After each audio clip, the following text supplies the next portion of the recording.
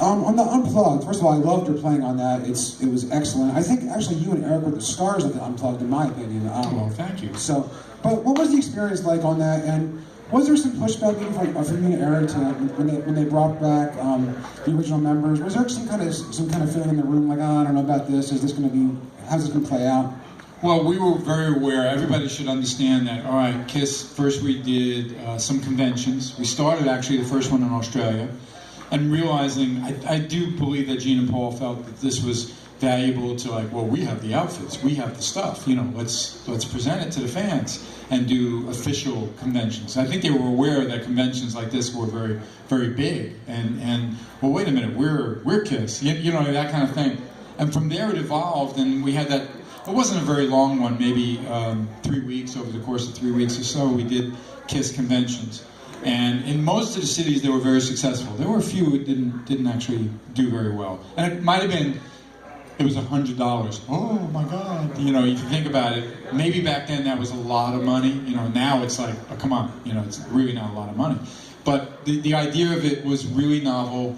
Us playing acoustic for the fans, taking requests and all that stuff on display, and Eric would do something and I'd do a clinicky kind of thing and play. It was really quite an interesting day. Anybody that got to see one of those conventions, really, that was really special.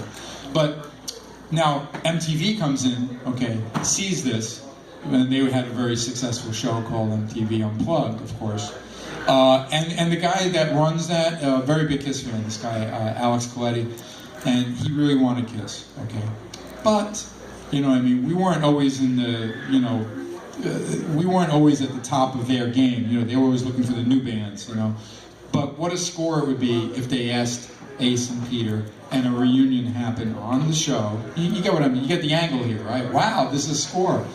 So that was kind of negotiated, and then unbeknownst, or we were not aware, Eric and I, that behind the scenes they were really talking that, okay, if we do this, people will offer, you know, a money, you know, real money, and maybe there'll be a reunion tour. You see what I mean? Because I always used to hear rumors of it when I was in the band. I never took them very seriously because I knew that things were always so awkward between their past, and I don't know. Peter did play with us at one of the conventions in LA. That was actually Eric's idea, he'll admit it. And that went well, and then you see that, you know, he's getting along. So yeah, when I first heard that Ace and Peter would be a part of it, I knew that that was a trade-off. MTV wasn't really interested in this version of KISS, even though we kick ass, you know. Having that, thank you. But, you know, it's all about ratings and everything. So you figure, wow, if we can create, and MTV was really big then. Now it's just silly programming and stuff. It's not about music anymore. But back then they were very important. So I always like to say that they were the catalyst, which is a word saying they kind of caused the reunion to actually have a chance to happen, okay? So when I first heard about it, because I knew it wouldn't have happened without Ace and Peter, I was like, one part of me was like, okay, I get it, that's really cool. That's going to be a great concert for everybody. And one side of me was kind of not very comfortable about it, knowing like, everybody's going to yell out Ace and Peter, and you know, and I have to deal with that again. So it was two sides of my emotions towards that. Now, I knew that we were going to play well, because we were tight, you know, it was a great, certainly Unplugged. It's terrific what we did, and I appreciate you saying like we were the stars, because I know of so many of these KISS fans that were just fans of the original band. They didn't buy into anything to do with either Eric and I, and then Eric Singer and I, during those years, and then they watched it, and they were like, whoa, these guys are really good. I mean, Paul was amazing, Gene, you know, we really pulled it off well.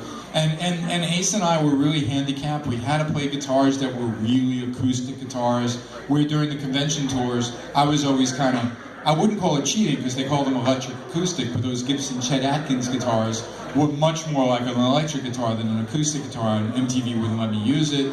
They made me, you know, they asked me, could you play this Ovation? And then we rented another one, you get what I mean. And then, by then Ace was working with Epiphone, you know, as a company too, and they provided him a nice sunburst Epiphone.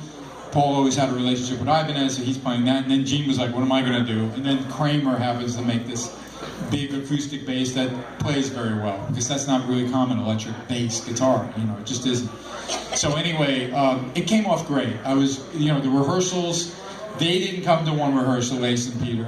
And I'll be honest, I was aware that had to do with some legal maneuvering and arguing, and I don't even know what it was about. And it could have been really about the reunion tour. What better leverage do you have in life if you have something someone else kind of wants too? Although Gene and Paul always had the upper hand in the sense that, well, we have a working band, okay? We don't, Kiss will survive if we don't work this out. But of course, everybody figured it out, and they came to terms. And shortly after Unplugged is, even though we went in the studio for Carnival of Souls because we already had a commitment and money from the label to get going, that was awkward too. I was like, Gene, when are we going in the studio? Let me call you back. You know what I mean? And then, like later in the day, he goes like, okay, we're starting in 2 weeks. I was like, I didn't even know what the hesitation was. But if I knew everything else that was happening, meaning that they were already talking to the promoters or, signing contracts to do a reunion tour the following year, well, that's why we didn't run in the studio. You know what I mean? And I think you guys know the rest of it. As awkward as it was for me, I was very happy about Unplugged. It was awesome record. I'm very proud of all those performances, and that was fun to play with the six of us. Every time I see the photo of all six of us, I think that's so cool. And I kind of really wish that something like that could have happened for the Hall of Fame, as you all know. But, that was a little more complicated, and what can I say? I was still proud to be there. But Unplugged will always have a special part to me in my, in my resume or my thoughts of my career in Kiss.